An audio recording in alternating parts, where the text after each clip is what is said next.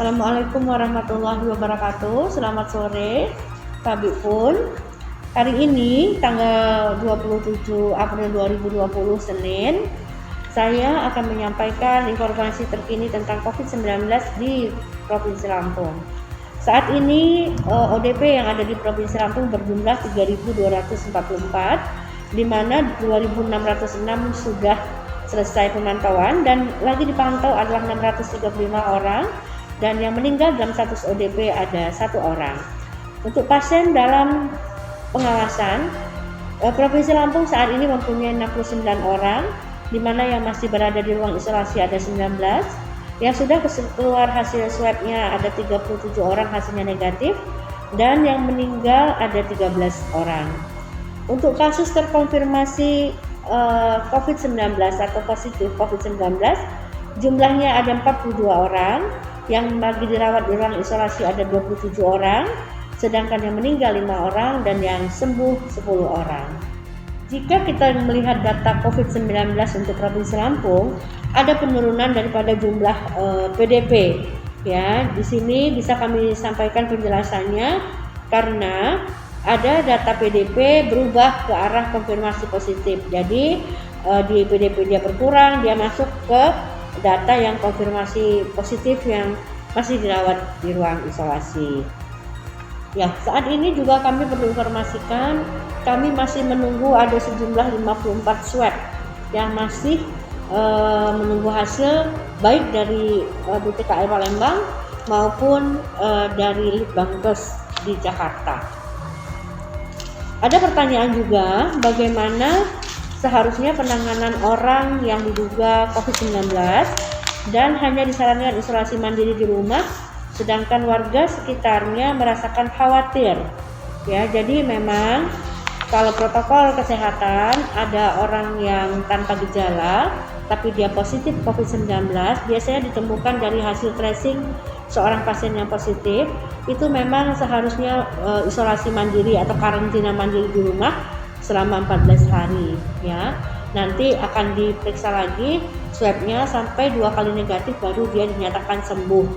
Nah, tapi kalau memang warga kadang-kadang merasa tidak nyaman dengan adanya orang yang positif walaupun dia berada di rumahnya sendiri tidak keluar-keluar, itu juga bisa kami menyediakan tempat di Rumah Sakit Bandar Negara Husada di Jati Agung, Lampung Selatan. Ya, jadi banyak juga yang dititipkan di sana, yang mungkin ada penolakan masyarakat dari orang yang positif COVID-19 tapi tanpa gejala.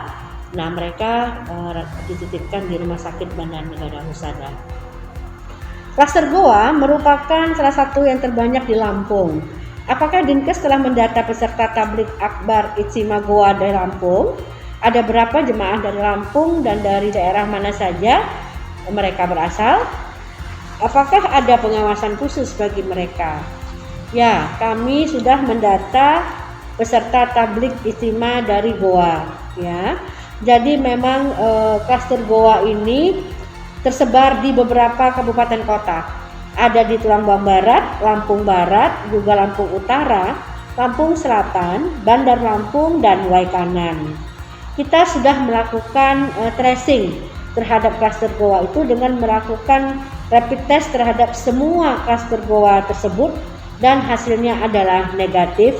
Dan tentu saja kalau ada yang positif kita lanjutkan dengan pemeriksaan swab dengan PCR. Jika hasilnya positif, tentu kita menganjurkan untuk melakukan isolasi secara mandiri. Ya, klaster Goa yang hasil labnya konfirmasi positif, jika sakit juga dilakukan sebagaimana tata laksana terhadap pasien COVID-19. Jadi memang klaster Goa itu terbanyak. Ya, kami juga punya klaster lainnya, yaitu klaster yang dari Malaysia, dan yang lainnya itu adalah kontak-kontak dari daerah terjangkit untuk pasien yang positif COVID-19. Saat ini udah berapakah pemudik yang masuk Lampung? Apakah semuanya masuk ODP?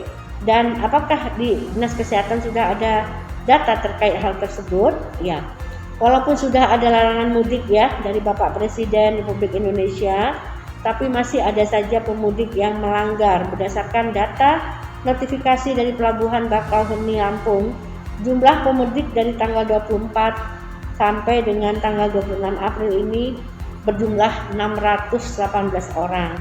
Tidak semua pemudik merupakan ODP karena sesuai dengan juga buku panduan COVID-19, definisi daripada ODP adalah orang yang melakukan perjalanan dari atau daerah yang terjangkit yang menimbulkan gejala seperti COVID-19, yaitu demam, batuk, pilek, ya, sakit tenggorokan dan sesak. Dinas Kesehatan juga ada data notifikasi daripada kedatangan di Pelabuhan Panjang, juga di Bakauheni dan Bandara Raden Inten. Sumber data tersebut tentu kami dapat dari kerjasama kami yang sangat baik dengan kantor kesehatan pelabuhan. Hasil studi epidemiologi juga terhadap Provinsi Lampung ini menyatakan bahwa memang kita belum ada transmisi lokal, ya, untuk kasus-kasus yang ada di Provinsi Lampung. Dan tipe daripada epidemiologi kita adalah propagated epidemiologi. Jadi semua kasus yang ada di Provinsi Lampung ini merupakan kasus-kasus yang ada kontak langsung dengan orang-orang dari daerah terjangkit, dan ada klaster-klasternya tadi. Ada klaster Goa, klaster dari Malaysia, dan juga ada orang-orang yang terjangkit.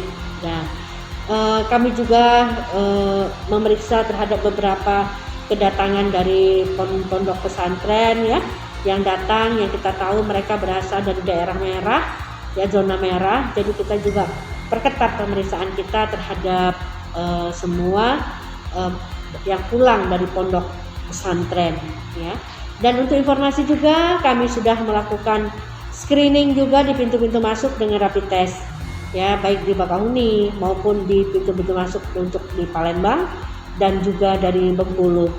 Mudah-mudahan ini bisa terlaksana dengan baik, karena kalau rapid testnya positif pasti dilarang keras untuk melewati daerah di Bandar Lampung. Mungkin kita di Provinsi Lampung masuknya, makanya kita periksa dengan rapid test. Seandainya memang hasilnya positif, kita menginformasikan kepada pengendara ataupun semua pengunjung yang lewat untuk kembali ke daerah asalnya.